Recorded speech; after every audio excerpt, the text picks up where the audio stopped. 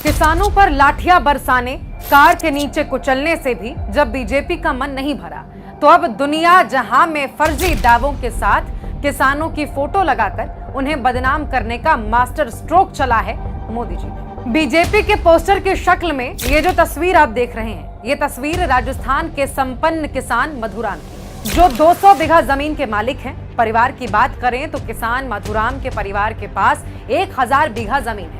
अब जरा बीजेपी की बेशर्मी की हद देखिए। जरा सोचिए, आप 200 बीघा जमीन के मालिक हैं और आपकी जमीन ना तो कभी नीलाम हुई और ना ही आपके ऊपर कभी कोई बैंक का 1 रुपया भी कर्ज हुआ, और ऐसे में बीजेपी आपके चेहरे के साथ आपकी जमीन नीलामी के पोस्टर पूरे राजस्थान में लगवा दे। अब क्या करेंगे? भाजपा इसी तरह सिर्फ राजस्थान में ही नहीं बल्कि पूरे देश में किसानों को शर्मसार कर रही है। अपनी तस्वीर के साथ जमीन नीलामी, बैंक कर्ज के पोस्टर देखकर मधुराम बेहद परेशान है। उनकी आंखों में आंसू आ गए। वो कहते हैं कि आज तक मेरे दरवाजे पर कोई 1 रुपए का सवाल करने तक नहीं आया, और बीजेपी ने मेरे फोटो छापकर मुझे पूरे देश में बदनाम कर दिया। कह रहे हैं कि मेरी जमीन नीलाम हो गई, मैं किस किस को जवाब देता फिरूं। गुस्से में लाल मधुराम ने बीजेपी पर केस करने तक की बात कही।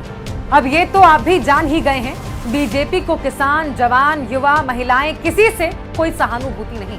अपने फायदे के लिए ये लोग किसी भी हद तक गिर सकते हैं। आप उठिए और उखाड़ फेंकिए इस तानाशाही ताकतों को, जो अपने फायदे के लिए आपकी इज्जत के साथ खिलवाड़ कर रहे हैं। अब जुड़ेगा भारत, जीतेगा इंडिया।